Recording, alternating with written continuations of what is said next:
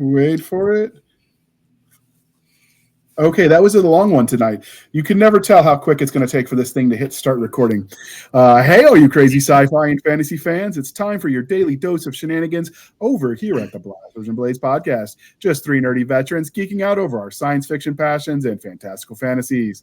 A place where magic is king, the sky is the limit, and space is the place. We are the podcast that puts the fun in dysfunction. So without further ado, first we're going to start with the man who's got the episode named after him. So Chris Kennedy, can you introduce yourself to our listeners and viewers?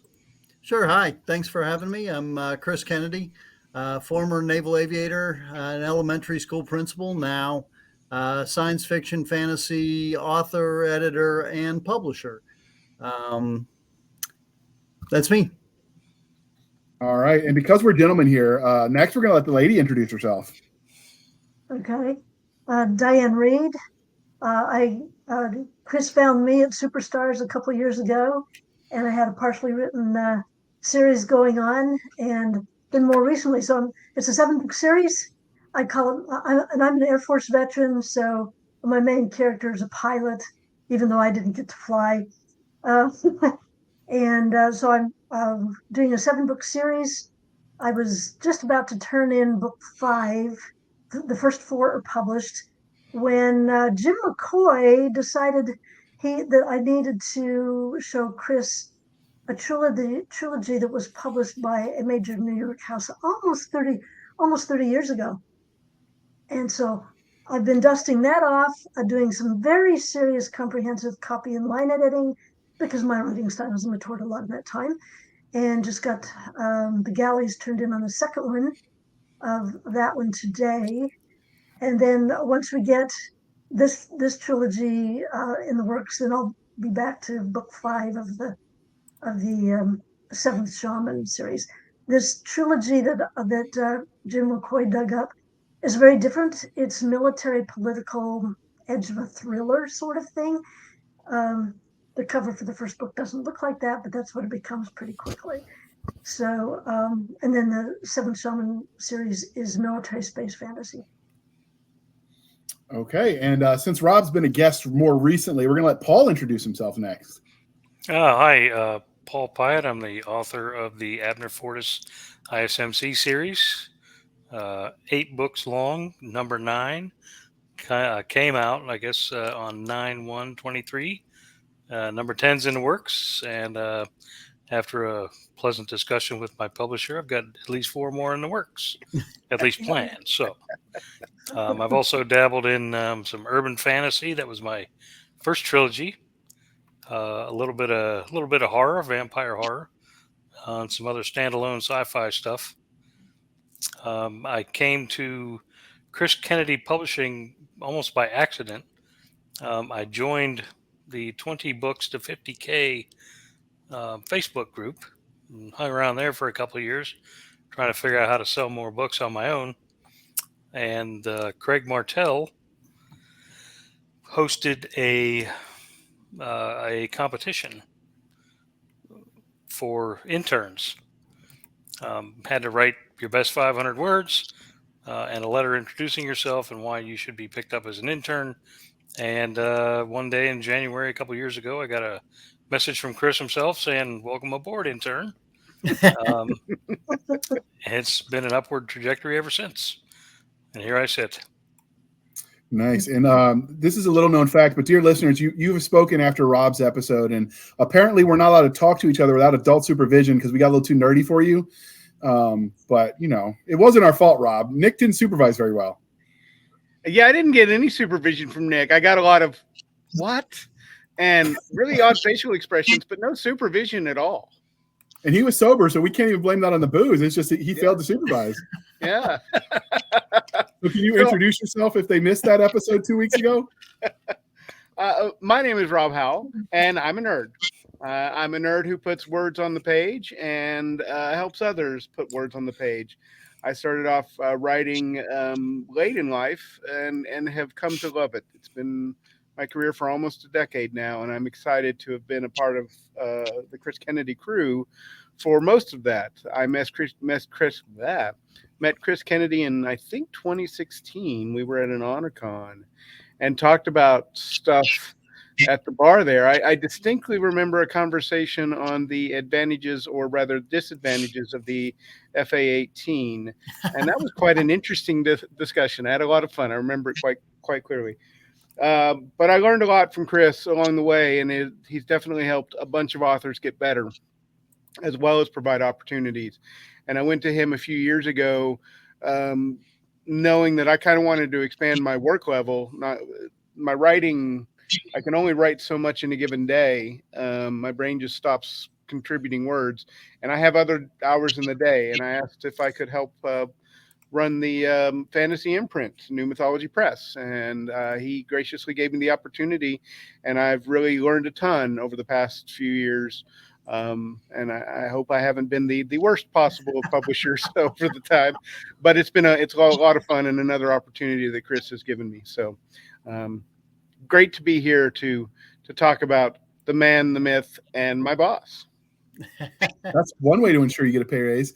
So you were a little dishonest, though, because you said you hadn't written until late in life, but anyone who's classically trained historian in academia has written a lot of words. They're just not the kind of words most people would want to read. There was a Facebook post today by M.A. Rothman about what kind of writer he is, and how he is a writer that writes for entertainment and for good quality fun and enjoyment, as opposed to a literary author. And the funny thing about that's relevant to what you just said is I literally literally had a paper get downgraded to an A- in grad school because my writing wasn't obscure enough. It was too easy. Wasn't flowery enough. It was too easy to read. Oh no. That's actually kind of funny. So one of the first short stories I had published was actually Chris Kennedy and one of his Four Horsemen, and his critique was only, "This isn't college anymore, JR. Only 2 commas per sentence. No more is allowed." Because there's so many subjective clauses in a history paper because you got to clarify everything ad nauseum. I almost laughed at that one. It was pretty accurate, though. You're not the only editor that told me that, by the way, Chris. Well, now I'm trying to, the other thing that you have to break people of is all of the military people that want to put 2 spaces after a period. Is that a military thing, or is that an age thing? Because I think I was taught that way in high school. Well, it was an age thing, but it's also a military thing, very much so. And it is the way it's done. So when people get out of the military, not anymore. While I was deployed to Iraq and I was writing stuff, that's where I first learned that they had dropped the second space. And so from that point on, just 1 space. I got back to civilization and went, seriously? Yeah. Of all the things to change while we were gone, this was it? Yeah. Of note, I have a standard thing that I do at the end of one of the last things I do with every manuscript.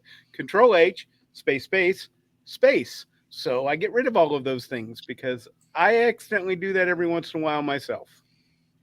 Yeah, I heard that from you first with that short story too, Chris. I didn't realize that was a military thing. I just thought that's what everyone used to do. Well, certainly the military made everybody do that, and most of the military folks that I've seen have it. It is an age thing, I guess, and maybe they've now gotten away from it. But I have somebody that just got out of the military this past summer, and she still uses 2 spaces after a period. What's next? They're going to make the war on the Oxford comma? No, we're keeping that.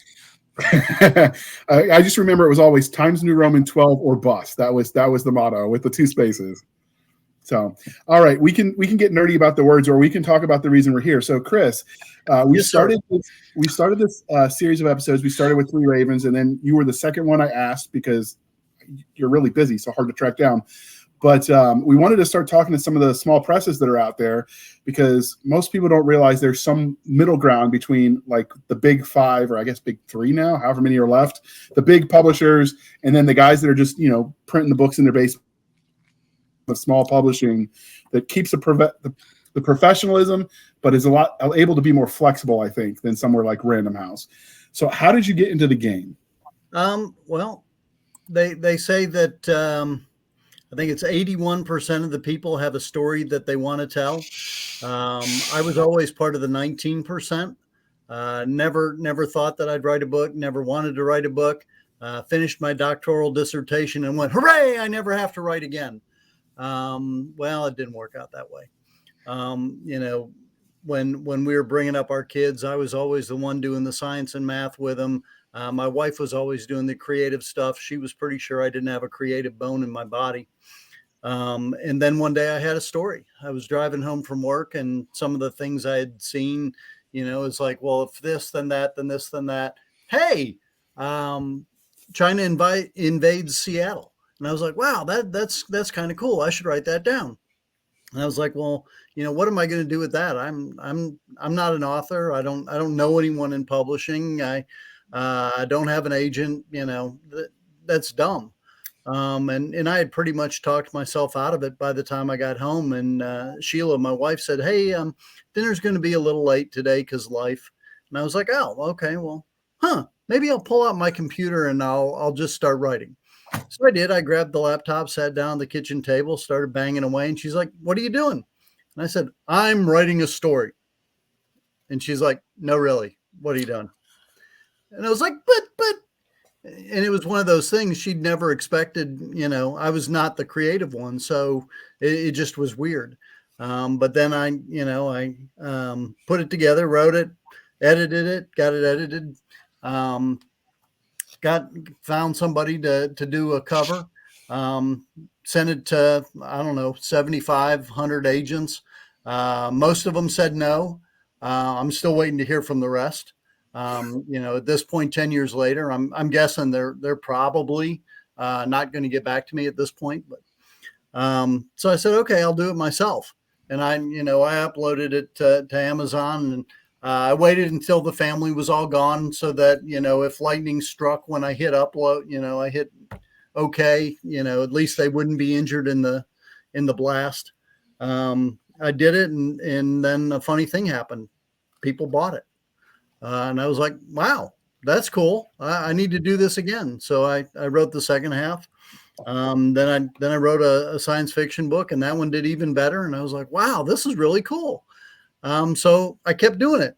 And a couple of people saw that I was doing okay. And they said, well, hey, you seem to know what you're doing. Would you publish my book?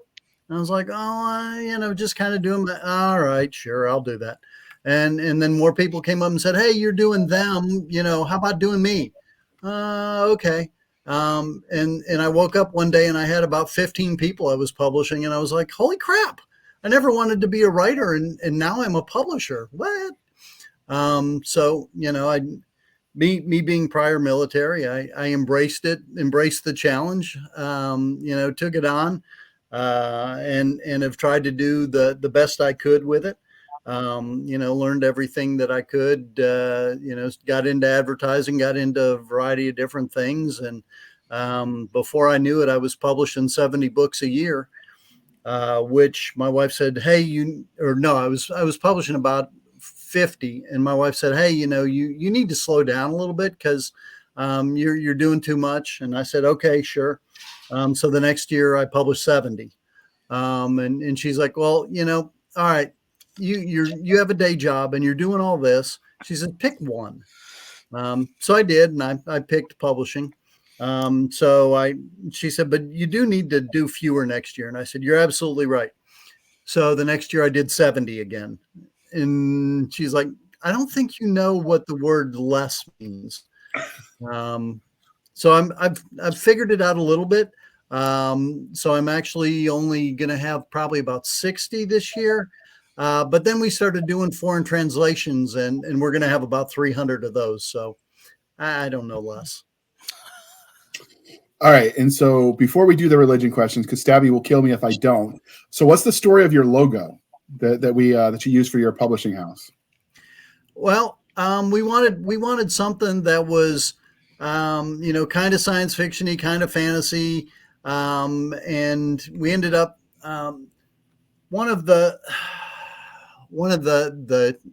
different logos from one of my books is a phoenix. It's actually the Persian phoenix that my wife has tattooed on her back. and just kind of the Phoenix kind of became the CKP thing. There's a lot of different Phoenixes running around. And I asked my logo person who's done all of the logos, said, hey, can you design something cool for CKP? And she came up with several different things. And I saw this one and I said, yep, that's it. Okay, I like it. They did well. She did well. Yeah, All Lee right. Dunning. She's awesome. I'll give her a plug. Oh, there you go. Before we start talking about how you got everyone else involved, you've all got to answer the religion question. So I'm just going to ask the first question. I'll let all of you answer. We'll go to the second and the third, and we'll rock on. So, Star Wars, Star Trek, or Firefly? Firefly. Firefly. Okay. Why? Because I can see myself in it. Yeah. That's where I want to be. Yeah, I can see that. All right. What about you, Diana? Or is it Diane? I'm sorry. Yes, Diane. Yeah. Star Wars. I had friends that were Trekkies, and at that point, I wasn't into science fiction, and I thought all this stuff was a little weird. And then there was a Trekkie friend who said, "Oh, you got to go see this movie." And it was, at that point, it was kind of unknown. And they literally kidnapped me and used a banana for a gun at my back. Took me to the movie, and it was fun. So we kind of okay, Use whatever. the banana, Then, Luke. Huh? Use the banana, Luke. Something like that. Anyway, yeah. So they kidnapped me to take me to the movie, and All right. that's kind of fun. So and then I got into Trek and stuff after that too. So I mean, bananas got potassium. Did they at least let you eat it when it was all said and done? It's healthy. yeah, what happened to the banana? Some mysteries will never be solved. All right, Rob, you answered this one 2 weeks ago. Friends. Yeah. So what about you, Paul? Star Wars, Star Trek, or Firefly? Firefly, baby, all the way. Is it something specific about Firefly that appeals to you? Yeah, I like the spirit of the show. Just the whole. I mean, just the way the show plays out. It's very humanizing. Even with the Reavers and all that jazz. And I'll tell you, I recall as a little kid being so excited to go see Star Wars. I mean, like bouncing out of my seat as the words roll past, and it was just so thrilling. And the first three movies were absolutely fantastic. Yeah. And if it was, I mean, it was just Star Wars or nothing. And I never really got into Star Trek. But I'll tell you what really gets me about Star Wars and Star Trek is the fan base. People just go crazy because Star Wars has done this and Star Trek did that, and it's like, folks, these are adaptations. Don't take it so hard. It's not, they're not singling you out personally. Just relax. It's somebody else's vision of the show. But that has never, thank God, to this point, happened to Firefly. Well, I was actually thinking as when they asked the question a couple of weeks ago, my answer was Firefly too, by the way, that one of the reasons why, I mean, to be cynical about it, Firefly didn't last long enough for them to screw it up. That's true. Well, that's absolutely true, and they also didn't make billions of dollars and get so many people with a stake in it. You know what I mean? Because once you start talking real money, then you start getting stakeholders and people. This isn't canon for Star Trek. You can't do this. Although there are a lot of memorable moments in Star Trek and Star Wars. The new stuff, people just get so mad about it. It's like, everybody calm down. And I think that's probably why the majority of us picked Firefly. We're kind of independent minded and, fighting against the big folks. And, there may be something to that. Okay. All right. And because didn't have a TV or anything, when Firefly was out, and so I completely missed it. So I've obviously got some catching up to do. You're in Well, for I a didn't treat. see it when it was on TV either. I a year or two after it had ended, a buddy of mine said, "We're watching this." and she was cute, so I said yes. And I was hooked within 30 seconds, honestly, and it was one of the best TV shows I've ever seen. The first one I saw was Serenity, which was years after the show. So Yeah. Hey, I was deployed and missed the whole thing when it originally came out. I didn't know what it was. yeah, And somebody was like, "Yeah, that's shiny," and I'm like, "What the hell are you even talking about?" And then he explained, and I went and read. I was like, "Yep, brown leather for me, baby." All right. And because we are polytheistic here at the Blasters and Blades, Game of Thrones, The Wheel of Time, or Lord of the Rings. We'll go with you, Chris, first. Lord of the Rings. That's just kind of what I was brought up on, and I know I know how it goes. I gave up on Game of Thrones after 3.5 books. I think I threw the third one because everybody was dead that I'd ever cared about, and I was like, I'm done with this series. This is stupid. Okay, that's fair. What about you, Diane? Lord of the Rings. Kind of grew up on that. Okay, that's fair. And Paul? I think you have to separate the novels from the shows. Okay. Honestly, the Game of Thrones television series, until the absolute disaster that was the last season, the production value was top shelf. None better. The books, awful. Use them to hold your doors open because they just go on forever. And I never got into Lord of the Rings. Honestly, it just never appealed to me.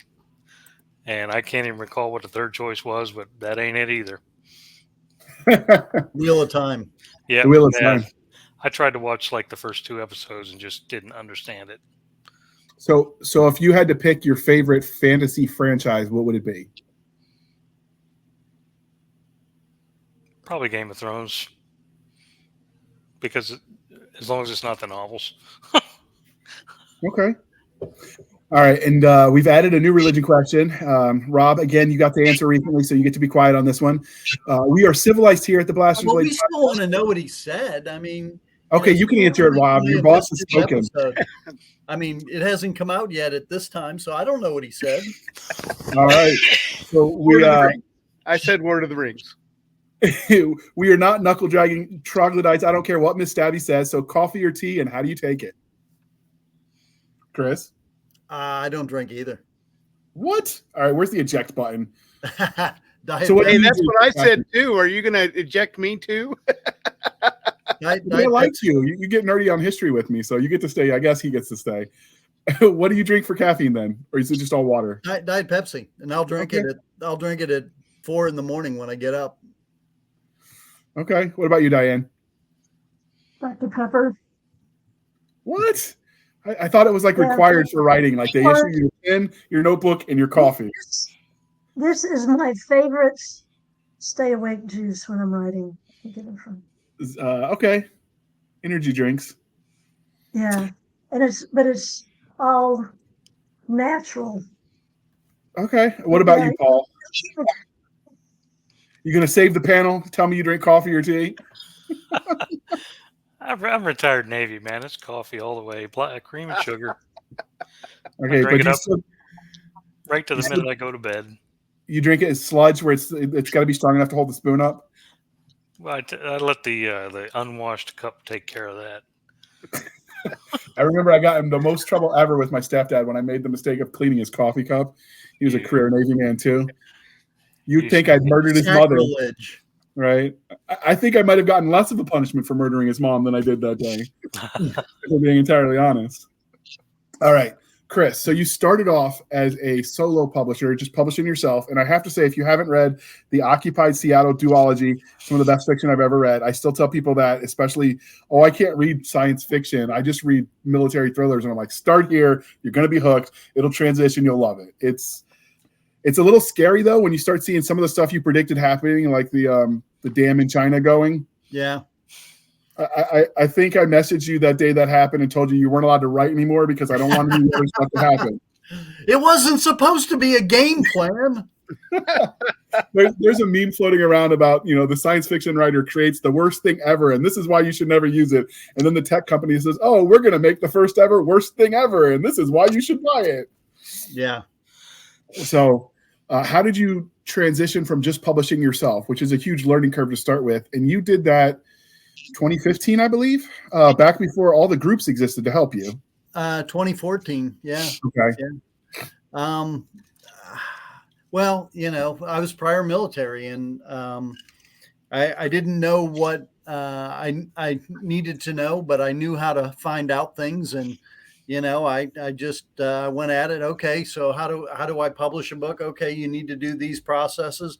Okay, so first one, editing. Okay, well, find an editor. Okay, and I wouldn't say I did everything right the first time. I wouldn't say I was close to doing everything right, but I did enough right that people took a look and didn't kill me too badly on it.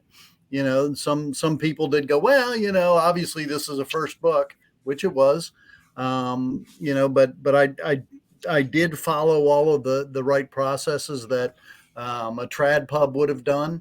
I tried to put out the best product I could, got it edited, tried to get a good cover, all of those kinds of things. Just kept studying. When I first was writing, before I'd write a word that day, I'd spend about 20 minutes reading a book or reading an article somewhere online, either on the craft of writing or the business of writing. So every day I was making myself smarter, and there were several, groups that I'd follow, and they'd talk about something. I'd be like, oh, I don't know that. I need to go find out. And I worked really hard, especially the first couple of years I was doing this, to find out everything I could, and to train myself as well as I could. And I still try and do that. I don't do it as often as I'd like.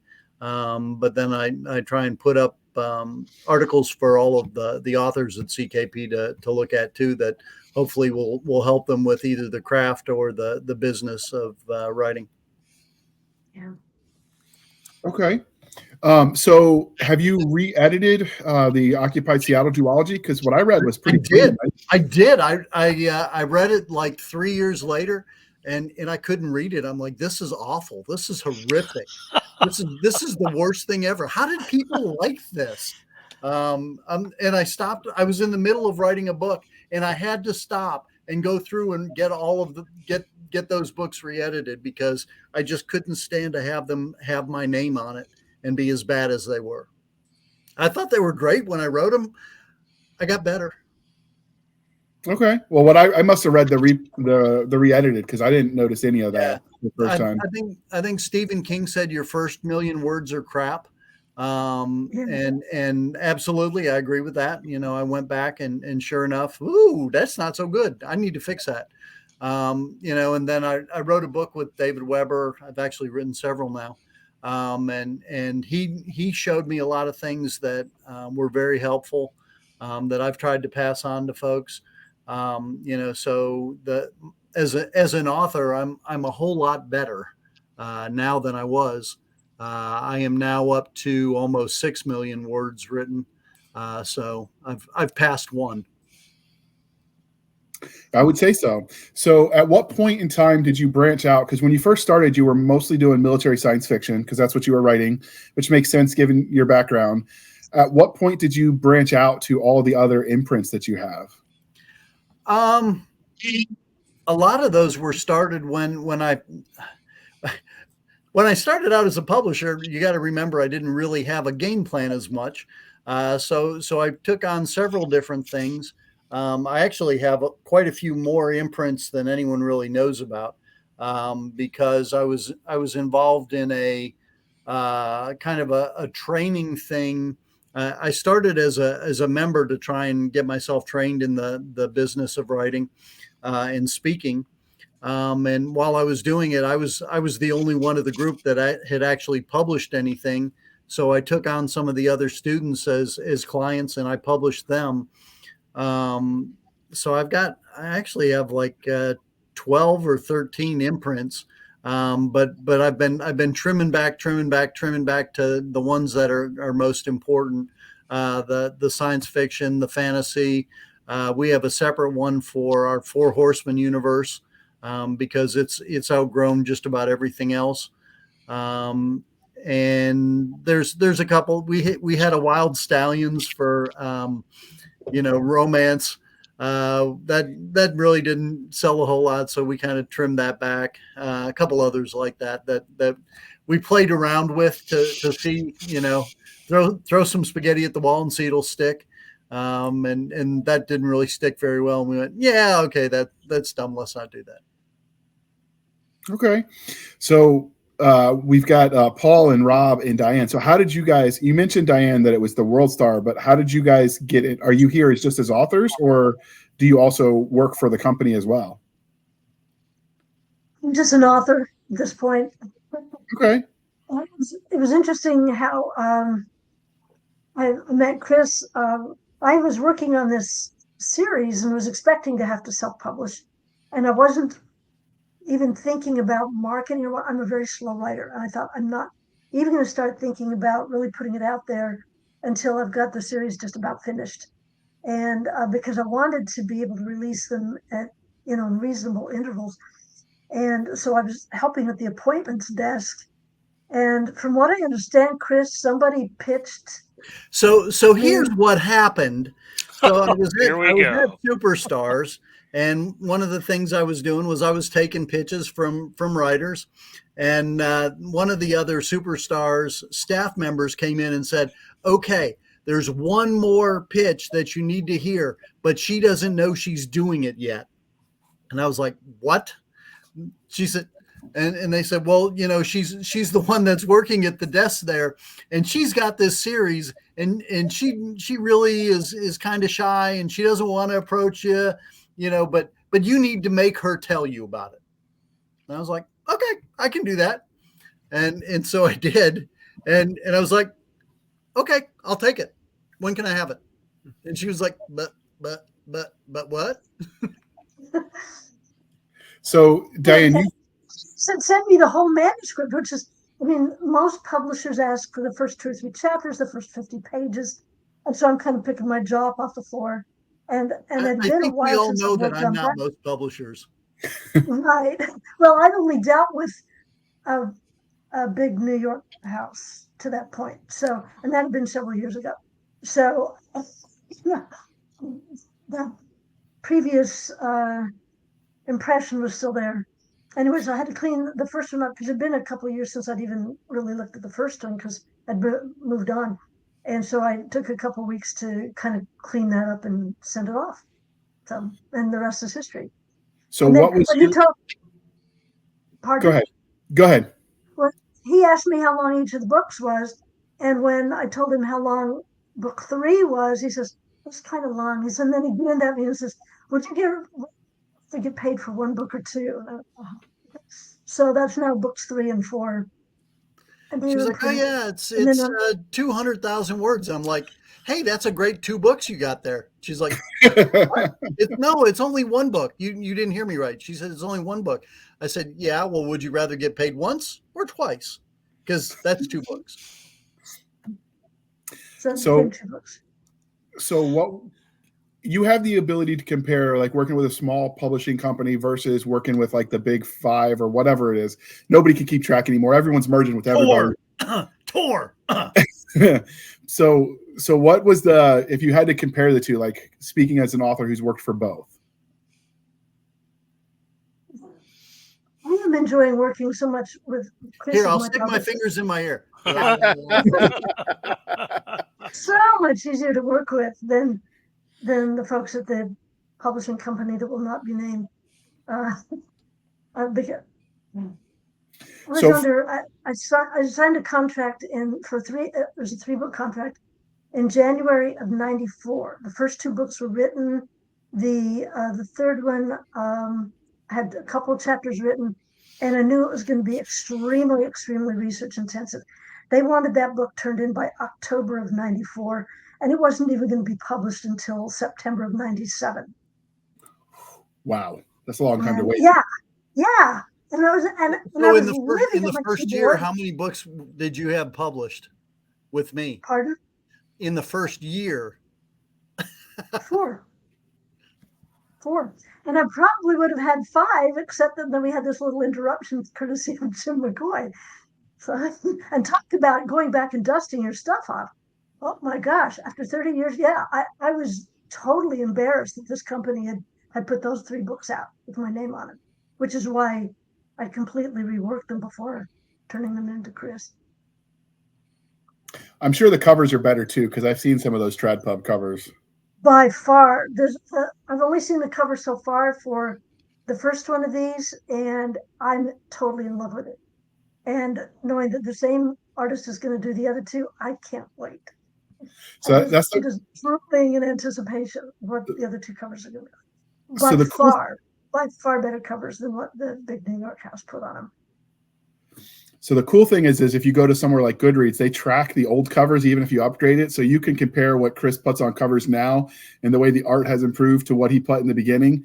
I think part of it is the ecosystem to support the independent author just wasn't there yet. Everyone thought, oh, I have to work for the big 5, or I do my art for like, I don't know, like CDs or magazines or whatever. And when they started realizing I can make book covers too, talent started moving around, and you can see like the improvement over that. And then you compare that to the same books of the same time from Trad Pub, and it's heads or tail. They have not grown, and we have. Yeah, without a doubt. And I think part of the reason is philosophical. There is a strain in sort of the I'll just say the New York art strain that doesn't like cool, doesn't like pretty, doesn't like attractive and evocative. And we do, at least I do. When I'm looking for covers, when I'm talking to one of our artists, I want something that jumps off the page and is fun to look at, is beautiful, is full of colors and emotion and energy. And that's a different philosophy that a lot of them have in New York, I think. Not my choice. All right. And before we dive into how Rob and Paul got involved, we're going to pause for a moment while we shamelessly shill for the man. In a galaxy tied together by the magic of the elite jump mages, new graduate Damian Montgomery is in search of his first assignment. Without elite blood ties and high-powered connections, he can't find a ship to sign on to. A pirate attack left David White with a damaged freighter and a dead jump mage. The dead mage's grieving father blacklists him and makes it impossible to hire a replacement. Without a mage to jump his ship, he's stranded. When their desperate needs meet, Damien is drawn into a conflict with the most powerful criminal organization in the galaxy and draws the attention of the Mage King of Mars himself. Starship's Mage, the first book in a science fantasy series by Glenn Stewart, is available on Kindle and Audible. All right. Thank you for sticking with us through that commercial interlude. And we just got done talking about how Diana's experience with the unnamed mythical entity known as Trad Pub compared to working with Chris. And now we're going to see, Rob, how did you get involved? Because I understand you mentioned earlier you managed the fantasy imprint. I do. I got involved writing. If you want to start there, I got involved because I didn't have a choice, or I needed to do something. It was at a down moment, a very country music, country song sort of my life. My wife left me. I couldn't get a job, and my mom had breast cancer, and I wasn't doing anything, and I was full of depression.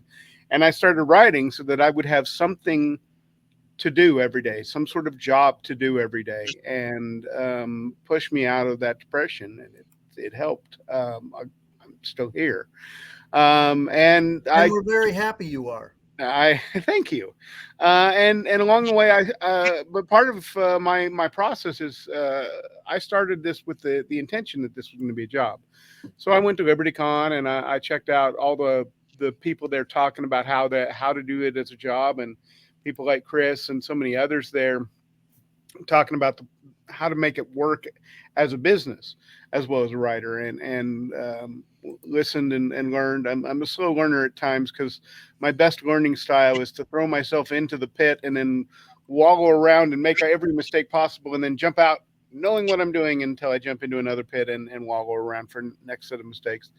Um, but along the way, I realized that, as I mentioned earlier, I only have so many hours of writing that my brain will do. After that, my brain sort of shuts off on that. It can do editing, it can do other things, but the creative side is gone. And I went to Chris, and actually one of the reasons I went to Chris he touched on earlier. For a while there, he was going through quite a bit. There was move, and you were working your tail off, and you were really seemed close to burnout. And Chris had done a lot for all of us. And I didn't have anything published with him, but 1 or 2 books at the time, and some short stories. But I really, liked what he was doing. And one of the best things Chris has done is create this crew of authors. You can see several of us here, but there's Casey Zell and Marisa Wolf and Melissa Oldhoff and Mark Wandry and Christopher Woods and all these great people who he's created this crew on, and we've all gotten better for it. And I didn't want to lose that to burnout, so I actually asked him. That was one of the factors, both to help me make money and help me grow my career. But also at the time, I wanted to make sure Chris didn't burn out. So I asked him if I could run his fantasy imprint, because fantasy is the genre that I prefer even more than military science fiction, which I really love that too. And he said yes. And that's been 3 years now. So maybe even 4.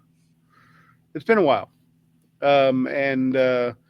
I've wallowed around and made just about every mistake. Chris has laughed at me more than a time or two, but it's been a really neat learning process, and I'm definitely excited to see where things are going. New Mythology is in a wonderful place in the sense that over the next year we have a bunch of series that are completing. Sort of the first generation of the series that we've done at New Mythology are all sort of finally getting to their 3rd book to complete the first sort of story arc and to move on.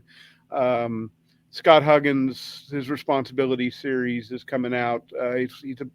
We should have that early in the year, early in 24. And soon after that, we'll have Bill Webb's conclusion to his pulp fantasy, which is a lot of fun, very Conan-esque trilogy. And then soon after that, I'm expecting something from Kevin Steverson, who's got a similar one. And then those worlds are going to expand and do more. But one of the things we've learned, and it's kind of us as readers and us as publishers, readers especially want to have that first trilogy or first set to sort of jump off from.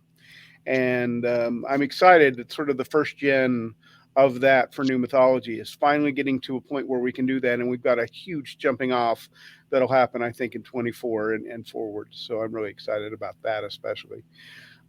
We've also had the opportunity to do a bunch of anthologies with the press, and the Books of Valor have done really well in terms of expanding opportunities for writers, and we've gotten some great guest writers. We had Todd McCaffrey and Glenn Cook and Sarah Hoyt in the last one, and we've had Larry Correa and David Weber and a variety of other big names. And we're going to have an interesting collection this time of some more big names, but newer ones than we've had from previous crews. So we're trying to change it up. And along the way, also, we have the sort of the steady ones that are going for us. And that's the Milesian Accords is probably the most important series we've got. And it's done great because John's a fantastic writer. John R. Osborne, who writes that series. And that series is up to 5 books with more coming. I expect to have another 4 or 5 in the next 3 years, 2 or 3 years. Then there's also the Asian stuff that Trisha J. Wooldridge is doing, and I expect that to be done in 25. and that'll be a 5-book series, and that's really some impressive stuff. She has a way of writing that's much different than mine, and yet it's still filled with a lot of tension, even though she does it differently than me. And I'm sure I'm missing something because I always do when oh yeah, then there's my stuff. I suppose I should mention the fact that I'm releasing I my was going to stuff. say, isn't there a guy named, I don't know, Howell or something like that? I mean, we just put a book out by him like, oh, I don't know, 2 days ago. And we're put yeah, it's we're so yeah, there's my stuff, which you guys were talking about redoing your stuff. I'm in the midst. It's been redone as well.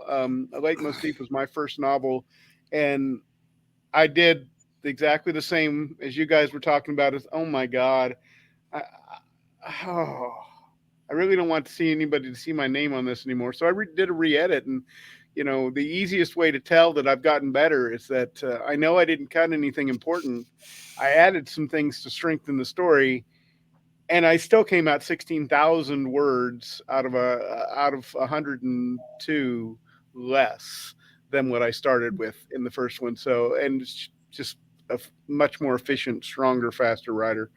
Uh, so I've got quite a few books that I'm regenerating and recreating in the Firehall sagas, and by the end of 24, there's going to be something like 10 separate books in that, if not 11. We'll see if the 11th one happens by then or if it happens in early 25. So lots of stuff coming in that. So, and then there's more that's on the way. A variety of things that are going to be coming that I don't want to talk about just yet, but that's part of the reason why I'm so excited about 24 is because I got all these projects that are on the cusp, and not only are we going to get these first gen things completed, but 24 we've got several more projects that are going to boom, boom, boom. So lots of things going on. And we did have one of those here this year, Chris Nuttall's series. Yeah. That did absolutely super, and is still doing really well. Yeah, he wrote the Heirs of Cataclysm series, and it is neat because it's post-apocalyptic swords and sorcery, and it's kind of got a little bit of Harry Potter in it, but then it's got a bit of Conan in it, and it's got all that vision and energy that Chris puts out, and boy, that series has done really well. And I should. Gosh, I'm so out of. I've just recently moved. I'm still in the process of moving. In fact, I spent today trying to lay floor. So that's my brain is so scattered at this point in time. But yeah, Chris Nuttall's books are fantastic, and a real honor to get to publish them. So that's one thing I will say that I've noticed in the small press community of authors is they're very willing to help each other. I've heard, they're not going to tell you who their artist is because they want them or their editor to be available for them. When I was working on a novella for a story I wrote in Tim Taylor's universe, and I needed an artist because somebody bailed on me, Chris was like, yeah, here's my guy. He's over in Thailand. This is exactly how much he's going to charge you. And go. And I told other authors that work trad publishing, like, that's not supposed to happen. They're supposed to jealously guard that information. And Chris has never done that. I will say, we interviewed you back in season 1. I think it was like episode 30, Chris. And I liked your commitment that you'll never write a series that you won't give fans an answer to, even if it's not selling as well. You'll always promise to wrap it up, because I think a lot of people got burned by Martin and some other authors who famously ignored and never finished their series. Yeah. I think that sense of I'm going to get a complete story arc, even if it's not selling that great, is something I think the readers really appreciate. Absolutely. That's important. Another thing that's important that we haven't touched on is, well, Rob kind of did a little bit, is CKP exists to give people opportunities too. We do a lot of anthologies, and we always try and keep 4 spots open for new authors. When I was starting out, I had somebody pick me up for an anthology that with other people that I didn't deserve to be, in the same book with. And I want to extend that same kind of opening to tomorrow's authors. And we always try and keep 4 spots, for submission, for, open submission. And that's one of the things that Rob has done really well with the Valor series. And I should mention that the Valor series, the open calls for that are through November.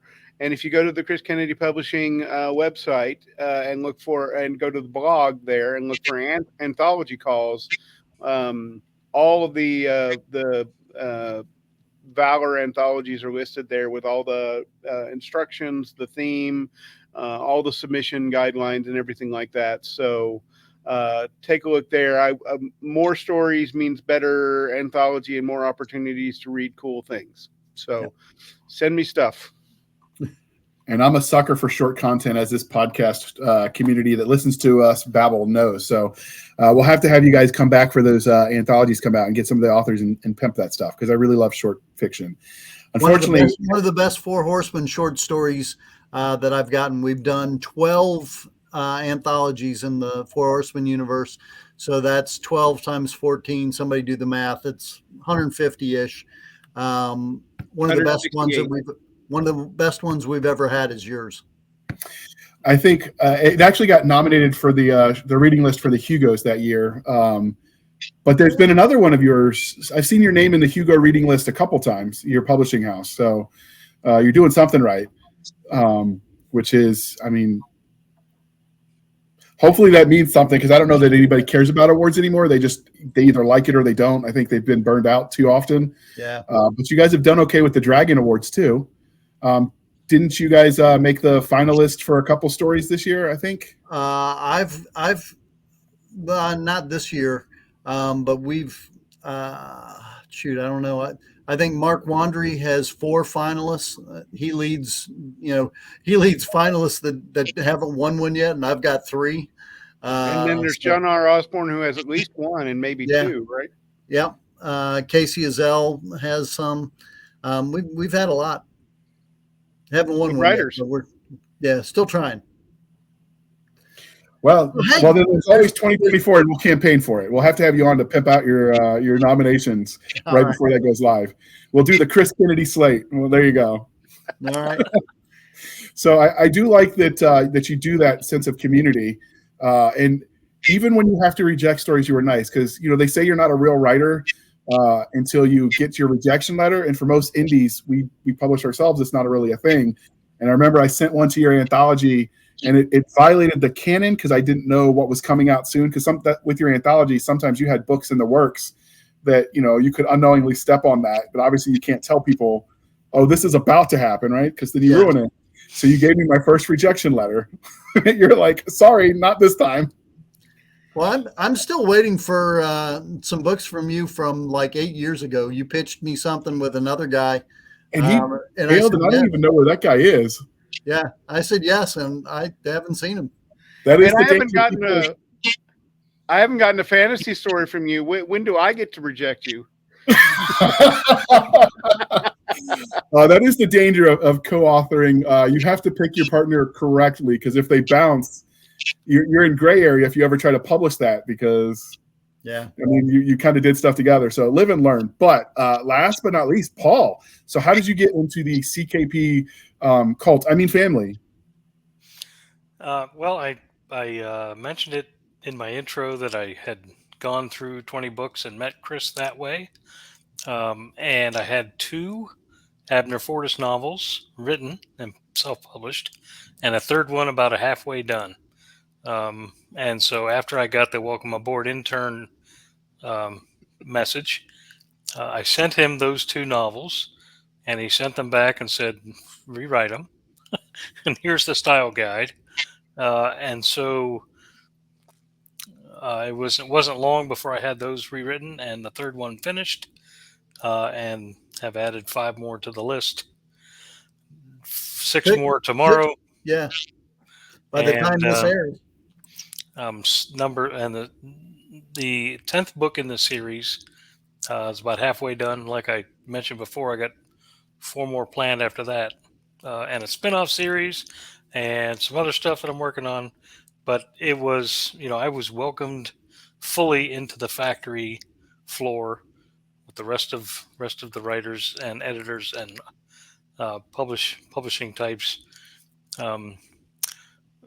and they share everything. And I proudly post links to to the editors and the cover people and the graphics people on my author website, so that anybody who's interested can go and find them. Um, because we only get better if everybody works together, and Yep. that is not to say that it's every family has their fights, but at the same time, you're better for it. So are you still an intern, or have you graduated? That's a good question. Where's my Now, copy? we made him a full-time author. Yeah, Chris pretty much said, you know what, just consider yourself a CKP author. Didn't you win a trophy last year? I did, actually. I did. My first full year writing for Chris, I won Author of the Year. Notice that's author, not intern. Yes, it is, and that was a very proud moment. And much to my regret, I was not present to accept it because I didn't even know what FactoryCon was.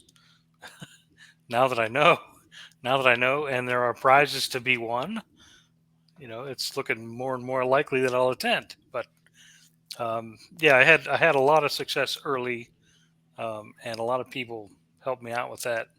And now I've kind of slowed down. I had some issues there in 21, 22 that slowed down production. But that's all behind me, and I'm full speed ahead. I think the whole world had issues in 21, and so I think we're in good company. So, but he said something that we should follow up on. He said FactoryCon, and I don't recall us actually mentioning that yet in the show. And Chris might actually want to talk about that. I actually had that in a note to ask Chris to elaborate that. I got paid for that segue, by the way. All right, coffee's in the mail. Nice job, intern. So Chris, what's the factory story? Well, the factory story is actually came about from the Dragon Awards, and the second year that the Dragon Awards were out, we had like 5 or 6 finalists, and some lady in Germany said that it wasn't fair. Obviously there was some sort of fix in the works. There's no way one small publisher could have that many good books. And she accused us of being some sort of Kindle Unlimited factory. So in keeping with all of our spirits, we went, oh, okay, we'll be the factory then. We'll own that. So we became the factory. And we went on to get a bunch more finalists. And we just kind of took that as our motto. I wish I'd have sent you the factory picture that you could put up. But we have our own little factory thing, and I'm the factory boss. And, according to legend, I chain people to their desks on the factory floor until they produce enough words for the day. But as far as FactoryCon goes, at the end of the convention season in October, I started doing a thing for the authors where I lived in Virginia Beach, and I invited all the authors that could make it, to come, and we had a little end of the year party. And that was growing to be kind of like 20 or 30 people by the time I moved to CoinJock, which is about 30 miles south of Virginia Beach. Unfortunately, there's no hotels here, and we moved into a house about half the size of the one in Virginia Beach. So we're like, well, how are we going to do this? And it just so happened that Rob Howell was here, and we got to talking, and he said, well, hey, there's a KOA down the end of the street here. And so we jumped in the car and drove down there, and we're like, oh, this could work. We could have people bring RVs or tents, and we could invite all the readers as well. So we did. And we had probably 85 people. That's the FactoryCon logo right there for this year. You can see the CKP Phoenix. We've had upwards of about 100 people there. 20, 25 authors and 70, 75 readers. get together, do a lot of camaraderie sort of things. It's not your typical con where there are panels or things like that. We do a fishing trip. We do cornhole. We have a DJ one night. Do a potluck on Saturday.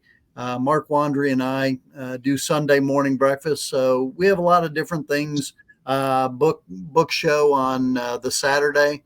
Just hanging out, readers and authors. It's a chance to get to meet your favorite author.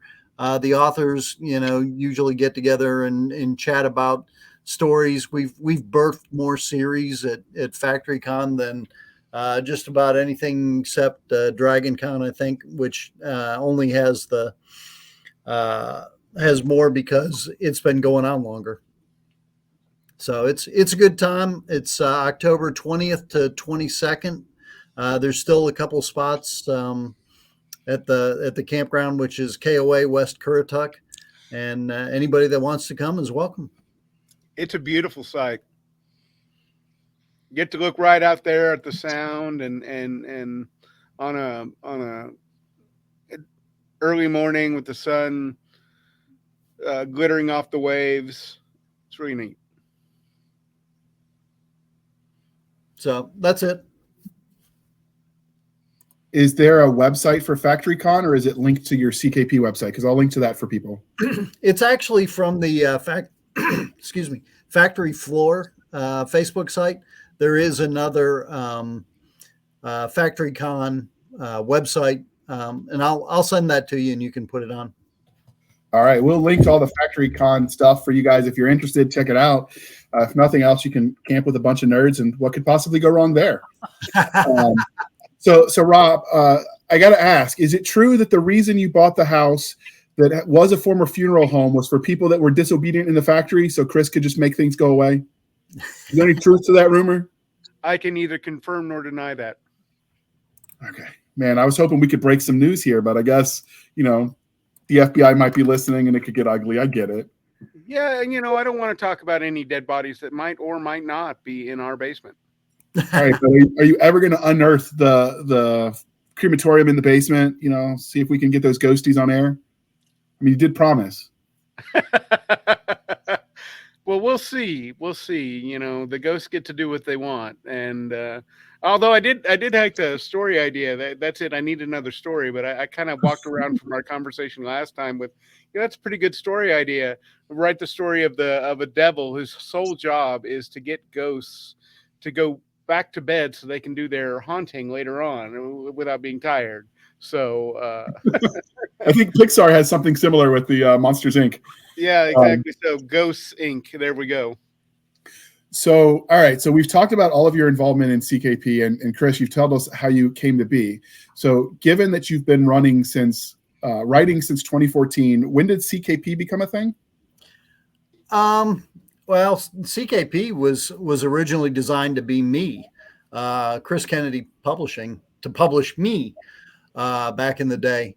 And of all the things, that if I could do over, I probably wouldn't have named it after myself. I would have called it, I don't know, High Orbit Books, our books take you to outer space, or, something that you could have a cool tagline to. But I started out with CKP, and, because it was unintentional to really grow it as a publisher, it just kept that name. And, by now so many people know it for that. I couldn't change it to something else without, disrupting everything we're doing. So it is what it is. So since you have started your publishing company, obviously you love all your own books. What has been some of the most memorable books? We won't call them favorites because you're not supposed to have a favorite, although everyone does. Speaking as parents, like, we know you've got a favorite, but what was your one of your most memorable books that you've published other than yours? Actually, the second one of Diane's Seventh Shaman books. Last year I said this is the best book of the year, and I really, really believe that. I like that one. I really like, golly, the thing is, I like just about everything that I've published. There's only been, a couple that, really just kind of weren't my favorite. I love Paul's series. It's a lot of fun. The Last Marine series, I really liked. Bill Frisbee. Um, the Four Horsemen books, not counting mine because I'm not counting mine. Uh, but even if you take mine out, that still leaves over 50. So there's a few others there that I liked, and growing that universe has been a lot of fun. As a professional challenge to keep the canon good across 87 books, now 88 as of last week. So and integrating, so Rob Howell says, "Hey, I've got this story. I want to do this." Okay, great. And then, bringing that into the universe and, doing all the other things. So that's been a fun challenge. Have I weaseled my way out of it yet? You've done well. You've done well. Named a few. And since Rob, you are also one of the publishers for CKP with your New Mythology Press. Oh, well, yeah. I was just going to say, I'm only do the fantasy. I thought for a second you were going to say I was involved with helping with that other stuff. I mean, I'd certainly be honored to do whatever Chris needs. But yeah, only the fantasy imprint is what I help with. So other than your own story, what's been your favorite that you've had the privilege of publishing? Honestly, I think it might actually still be the first one, and that's Responsibility of the Crown. And the reason is that I did something that probably most publishers wouldn't do, and I did a lot of extra work on it. And some of that was because I needed to get good and get good quickly. And so I really worked on that story, and Scott had a great core of a story, and I could really see it, but it was inefficient and bloated. And I went in and we had a number of discussions, Scott and I, because he was like, "I can't believe you cut all this stuff." I'm like, "Okay, tell me why it helps your story get going." And we had a bunch of these discussions. And I think at the end, I think part of the reason it's my favorite, because I think both Scott and I grew writing that book. I certainly grew with the experience, and it came out to be a really good story, with a second really good story and a third that he's working on. And so I had my hands all over that one a little bit more than most publishers do, because I needed the experience. And so it's probably still my favorite. Okay, now you're going to learn the rest of the story. So Scott submitted that book to me about a year prior, and I turned it down. I was like, "No, this book isn't any good. Thanks. Don't need it. Bye." Rob took over as New Mythology, and he submitted it again to Rob. And Rob did all of the work on it that he just said. And he's like, "Oh, hey, I've got this book. It's Scott Huggins. It's Responsibility of the Crown." I'm like, "I think I already said no to this, but okay." He's like, "Well, I've worked on it." I'm like, "Okay, well, sure. Send it along. Let me look." And he did. And I was like, "Holy crap. I can't even believe this is the same book. I love this book. This is great. He needs to do more. When can I have the second one?" Okay. So the other, wait, Paul, did you have any hand in publishing when you were an intern, or were you doing other activities behind the scenes? I had no responsibilities except to write, and that was probably too much. I don't think you understand how interns are supposed to work, Chris. Yeah. Unfortunately, it's too far from the coffee room, the break room, to everyone's desk, because I'm in Mississippi and he's in North Carolina, and there are writers spread far and wide all the way around the globe. So there was no way I was bringing anybody coffee. Just not happening. Okay. But I haven't had any other responsibilities, except the occasional last minute, "Hey, can you write a 10,000 word story for this anthology?" And then, "Why aren't you writing? Where's your next book?" Okay. Did we not make you bring donuts? Something? I don't know. You should have had to. If I thought you'd eat them, I'd bring them. Yeah. We We've done that just about everybody that's the new person. We say, okay, you owe donuts at the next con. Larry Hoy took like 5 or 6 cons to actually fulfill it. But he brought like 6 dozen. So Yeah, and then he brought 6 dozen, so that was good. I mean, I guess a break. Yeah, that's one way to make up for it. So the cool thing though is Chris, how you guys kind of keep it lighthearted. So in one of Mark's early books, well, in the Four Horsemen universe, he had the character that was the brony, had a little bit of that going on, and so people started giving him grief about it. And then there's a story, urban legend says somebody started mailing him stuff that looked like it was like a 1990s stalker with like cutting out letters and gluing them to the pages from various magazines cut to say the messages. Yeah, that was my wife. He embarrassed her out at dinner one night, and then she saw a poster of Brony and Rainbow Dash, and she decided, okay, I'm going to have a little fun with him. And so she bought the poster, sent it to him from a fan. This is everything she said from a fan. And she did this for over a year. She sent stuff. And at the time she was doing, she was selling a clothing line, and she had patrons all around the country. So she'd send it to them and get them to send it so that it was postmarked from all over the country, so that he had no idea where any of this stuff was coming from. And so it'd be Easter. She sent him a chocolate bunny from a fan. One time she cut out magazine letters, like the old ransom notes, and put it together. And she wanted to send that, and there was going to be she had a Rainbow Dash stuffy, and she's like, you need to do this or the Rainbow Dash gets it. And I'm like, whoa. And that's where the FBI comes in. We got to keep this a little lighter than that. This is fun while you're teasing him. This isn't fun if things start dying. That's bad.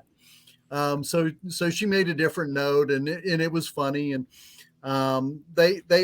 she was like writing with her opposite hand, so it looked like it was a kid, and she'd misspell words, and then it ended up that after doing this for over a year, we were having the factory con, and that was I think the second one at my house, and she got him a big sheet cake with a Rainbow Dash on it, and on a Facebook Live, and it was signed from a fan.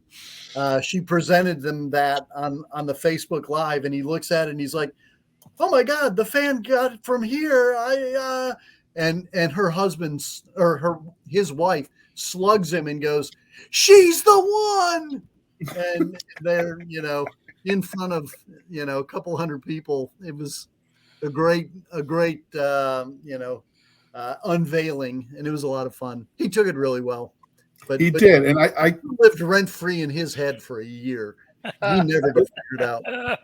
But that level of fun is, I think, what sets yours and company like yours apart from some of the more stuffy businesses. Because it's not that you're not professional, but you don't forget the reason people read the books and most people write the books is they just want to have fun. Right? Absolutely. Life is dreary enough without it. We don't do message fiction. We write for fun. We want to give the readers escapism. I mean, life's hard enough. It's been hard the last couple of years with COVID and this and that, and a lot of people have had a hard time, and we just want to give people an escape, go somewhere, have some fun, and get out of the real world for a few hours. My publishing and writing philosophy is pretty simple. I want heroes doing heroic things. That's it. Let's make it heroes doing heroic things and do it in such a way that it's really cool. I want to publish books that are the ones I want to read. So the coolest thing was when you published your 2023 early this year, your list of what was going to be coming out is some of your fans and your hardcore readers posted the meme, "I'm never going to financially recover from this," and it's like a list of all of your books. Hashtag sorry, not sorry. Yeah, that's the meme that keeps on giving, though. So, yeah. All right. So before we let everyone go, can you tell us what you're writing now? Not what you're publishing for other people, but what you're personally writing on, Chris? I am working on a new series. When you said I've published all of my own books, that's not entirely true. I have several trad published as well, and I've also written some with J.N. Chaney. And I'm working on the next book that I'm going to publish with Chaney. So it's called The Symbiote War, and it's going to be really good. Is that in the same universe as the Uplink Squadron? No, totally different. Uplink's over. This is a new series. All right, and if you think that Chris Kennedy runs the factory website, I'm just saying Chaney's got the factory right next to him because they're all cranking out stuff. All right, what about you, Diane? What are you writing at the moment? I'm trying to, once we get the Sergei books done, I'm back to finishing up book 5 in the 7th Shaman series, and then I've got 6 and 7 after that to work on. But yeah, number 5. And I'm hoping my goal right now is to get that turned in no later than the end of October. Ambitious. The Sergei stuff's done. So great. What are you working on your own stuff, Rob?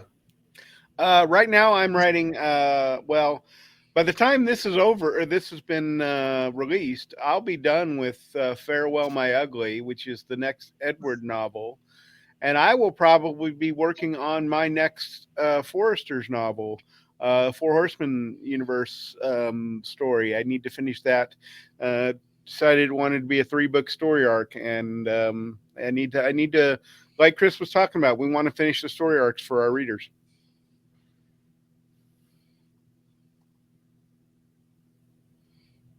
It helps if you remember to unmute after you cough. What are you working on at the moment? Right now, I'm working on Abner Fortis number 10. What's Holy the name? War. Yep. Holy War. And I've also started on number 11, which is War Criminal. I'm trying out Rick Partlow's method of writing on 2 books at the same time, with the main focus being on the main book. And then when I get bored, I switch gears and drop 1,000 words on the other one. Asimov did that. I'm sorry? Asimov would routinely do that. He would have 6 or 7 projects in the work, and he would write until his brain was like, I'm done with this one. And then he would just stick in the last sheet into his typewriter of the story he was working on, the other next one, and go. That's how he was so prolific. I figure I'll try it because it can't make me any slower. Honestly. But yeah, so Fortis number 10 and poking Fortis number 11 with a stick, trying to make it do something. So how long do you see that series going? Are you going to go for the David Weber 100-book arc? No, probably not 100. Chris and I have discussed out to probably 14. Well, wait a second. Shouldn't it go to like 16 or 32 or 64? I mean, it's about Marines, and don't Marine colors come in those size packs? This is true. That's brilliant, actually. Marketing right there. I feel like when I just learned that the KFC Twitter, when they followed 13, was it the Spice Girls and like 13 whatever? Like, I'm butchering it now. It was funny though. It was funny. They followed 13 things just specifically to match their herbs and spices. Oh, that's right. 13 guys named Herb, and then the Spice Girls was what they followed. That's what it was. And then of the 13, they randomly picked one, and he got like free KFC for life. Cholesterol has gotten him. It's a sad moment of silence. But all right. So before we let you guys go, can you tell us where we can find you on the interwebs? And as usual, it will be linked in the show notes. So we're going to go in reverse order. So Paul, where can they find you online? It is papyauthenauthor.com. And that is my author website. And of course, you can always look me up on Facebook as Paul A. Pyatt or Paul Allen Pyatt, however you want. And I get emails and back channel messages, DMs, and I correspond to everybody that writes to me. I write them back. So. That's a challenge you might not be grateful for as you get bigger. I'm not afraid. All right. So what about you, Rob? How can we find you on the interwebs? RobHowell.org. The fantasy series I write is the Firehall Sagas. So Firehall Sagas geeking.com. I am Rotary2112 pretty much everywhere on the interweb. Facebook.com/Rotary2112, Patreon/Rotary2112, at Rotary2112 on Twitter. I'm Rotary2112 on Discord. And also, New Mythology has a Discord channel. If you like to talk the fantasy genre, not just the books that we put out, but any part of the fantasy genre, and you're on Discord, come join our channel, and we talk about like I say, any part of the fantasy genre. Plus, we have a bunch of writing tips and writing discussions on word usages or whatever. We have constantly discussions on how to get better at writing, and it's become a community of about 90 or so talking about not just fantasy, but getting better at writing fantasy. All right. And Diane, how can listeners and readers find you? Okay. My website's a little bit different because DT Reed was already gone. So it's d-t-read-author.com. And then I'm on Patreon at DT Reed, and Facebook, Seventh Shaman. Facebook.com, Seventh Shaman, all one word. Okay. I guess I need to get Instagram or something too. Well, you're fine. Instagram's overrated. What about you, Chris? Where can listeners and readers find you? Well, this is going to be a surprise, but you can find me at chriskennedypublishing.com. Sign up for the mailing list there. That way you'd find out what's coming down the road and any opportunities, that works for whether you're a reader or a writer, because that's also where we announce some of our open contests. You can also find me on Facebook at the factory floor or Four Horsemen on at the 4HU Merc Guild on Facebook. All right. And this is the part, dear listener, dear viewer, where I remind you to please be kind and speak your mind on the reviewing platform. Your reviews help the right readers find the right book. So do your part, people. And that's especially important for newer authors, because that might be how they get the visibility that lets the next great American novel be found. So do your part. You can find us on Linktree, linktr.ee/Blasters and Blades podcast. Again, Linktree /Blasters and Blades podcast, where we link to all the things, the BitChute, the Rumble, the Madam Stabby Stabs, Instagram and Twitter. So if you have hate mail, she is happy to take it. But when she replies, no, don't come crying to us, because you were warned. And you get what's coming to you. We are on Twitter at SF_fantasy_show. We have an email at blastersandbladespodcast@gmail.com. A Facebook group, which is /groups/Blasters and Blades podcast. If you're noticing a theme, we're everywhere we are as Blasters and Blades podcast. And last but not least, we have our website. It's anchor.fm/blasters-and-blades, where for as little as 99 cents a month, you can help keep the lights on. And we have a frequent guest of the show, Rick Shaw, is going to help us make a real proper grown-up website. So stay tuned for that. And if you want to support the show more directly, go to buymeacoffee.com/author J.R. Handley. Again, buymeacoffee.com/author J.R. Handley. And be sure to put in the comment section that it's for the podcast. And I promise I will keep my co-hosts, Doc Cisca and Nick Garber, duly caffeinated. They will drink until Java pours out of their eyeballs, and then we will film it. All right. With that being said, thank you for spending some of your precious time with us. For the absentee Nick Garber and Doc Cisca, I am J.R. Handley, and this was the Blasters and Blades podcast. We'll be back next week at the same time, where we'll indulge our love of nerd culture, cheesy jokes, and all things that go boom. Thank you guys for coming on. This was great. I had a lot of fun. Thank you. Hey, thanks for having me. Yeah, thanks for having us.